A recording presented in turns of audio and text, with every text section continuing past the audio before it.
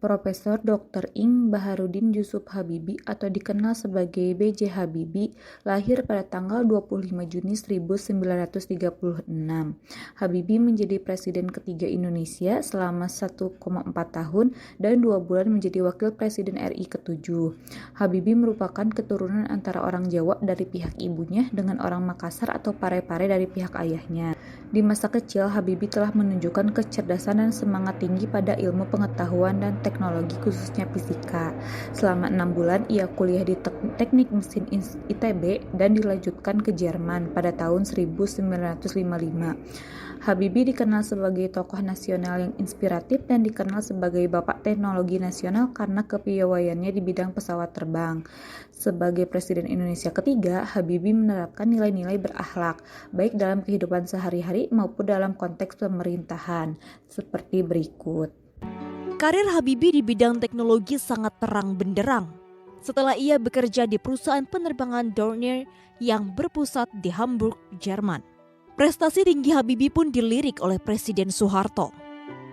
Bahkan Soeharto mengutus secara khusus di Rut Pertamina era Orde Baru, Ibnu Sutowo, untuk meminta Habibie kembali pulang ke tanah air untuk mengabdi dalam kabinetnya.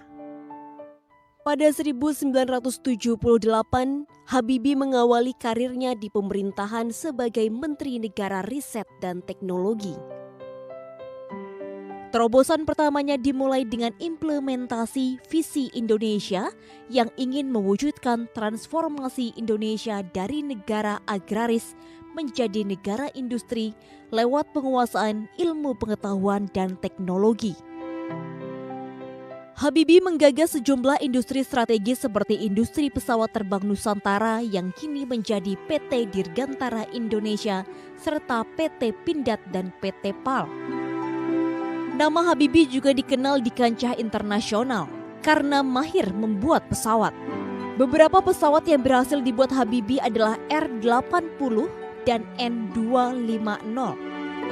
Puncak karir Habibie adalah saat ia diangkat sebagai presiden pada 1998.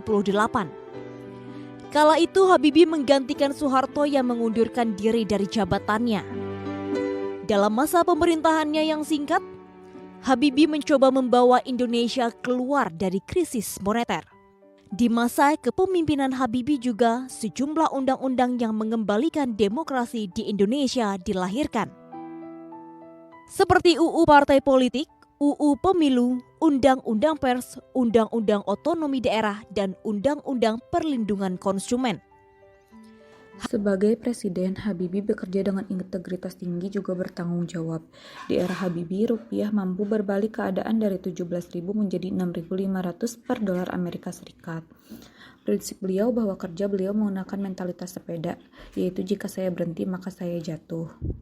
Ini menunjukkan dari nilai akuntabel, yaitu melaksanakan tugas dengan jujur, bertanggung jawab, cermat, disiplin, dan berintegritas tinggi.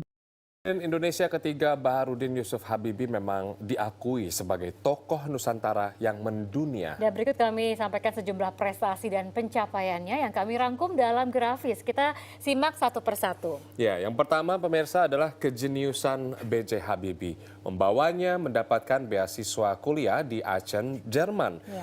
Ia pun menjadi salah satu mahasiswa paling brilian. Sehingga di tahun 1960 ia meraih gelar diploma dengan predikat cum laude. 5 tahun berselang, di tahun 1965 tepatnya, Habibie menjabat gelar doktor dengan predikat summa cum laude. Wow. Dengan rata-rata nilainya sempurna, yaitu 10. Semuanya 10 ya. Biasa. Ini selepas menuntaskan pendidikannya, pemirsa, Habibie melahirkan penemuan penting dalam dunia dirgantara ya, saat menjadi engineer di Jerman dengan menggali penelitian tentang fenomena keretakan pada konstruksi pesawat. Nah, hasilnya lahirlah teori penghitung keretakan hingga level atom material konstruksi pesawat dan dinamai faktor Habibie. Nah, rumus ini pemirsa diakui dunia penerbangan internasional dan digunakan oleh berbagai perusahaan maskapai dunia. Luar biasa ya. Luar biasa. Semua prestasinya ini membuahkan sederet penghargaan di bidang dirgantara internasional. Di antaranya Edward Warner Award dan juga Award von Karman atas keberhasilannya merumuskan faktor Habibie. Kemudian penghargaan ini setara dengan hadiah Nobel. Pemerintah Jerman juga memberi apresiasi dengan 2 penghargaan, yakni Das Große Verdienstkreuz dan juga Das Große Verdienstkreuz mit Stern und Schulterband. Sikap keempat yang ditujukan oleh Bapak B.J. Habibie dari konsep berakhlak yaitu harmonis. Pak Habibie tidak hanya akrab dengan teman sesama profesinya, tetapi juga selalu mudah bergaul dengan siapa saja, salah satu contohnya dengan para kalangan artis. Di masa Habibie memimpin Indonesia, publik dikenalkan dengan slogan dan konsep pembangunan masyarakat madani. Keterbukaan dan kebebasan pers dibuka tanpa ranjau hambatan di masa Pak Habibie memegang tampuk kekuasaan negara. Habibie bekerja sama bersama pemerintah dan masyarakat bergerak untuk pemulihan ekonomi Indonesia akibat krisis moneter dan runtuhnya pemerintahan Orde Baru. Republik Indonesia dan Bapak Wakil Presiden serta Bapak Ketua Mahkamah Agung Republik Indonesia memasuki ruang.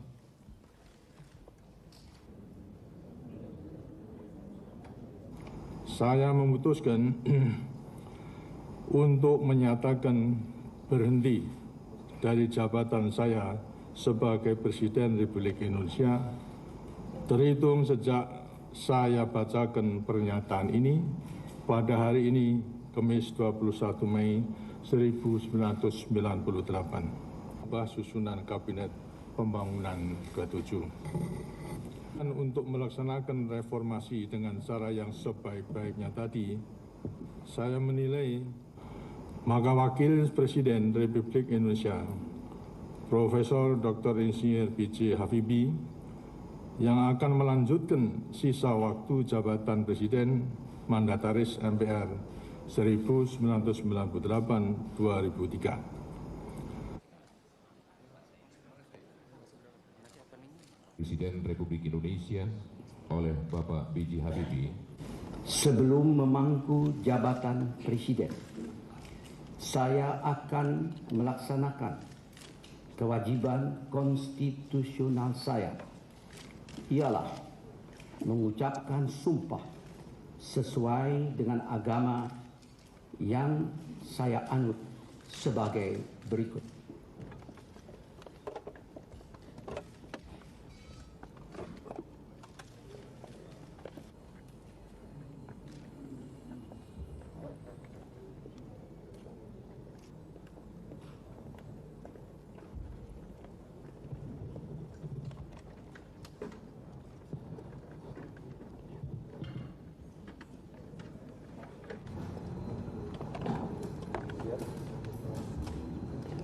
Menjunjung tinggi nilai luhur budaya bangsa, ABRI akan tetap menjaga keselamatan dan kehormatan para mantan Presiden Mandataris Majelis Permusyawaratan Rakyat, termasuk Bapak Soeharto beserta keluarganya.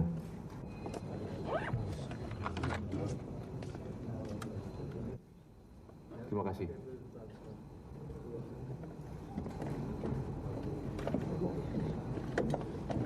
Saudara sekalian, saya hanya ada pernyataan. Sifat adaptif yang ditunjukkan oleh Habibie yaitu pada saat mewarisi kondisi keadaan negara yang kacau balau pasca pengunduran diri Soeharto pada masa Orde Baru, Habibie langsung segera membuat kabinet untuk mengatasi krisis ekonomi. Pemerintahan Habibie mengambil beberapa kebijakan, yaitu dimulai dengan mengendalikan jumlah uang yang beredar, menaikkan suku bunga sertifikat BI menjadi 70%, dan menerapkan bank sentral independen.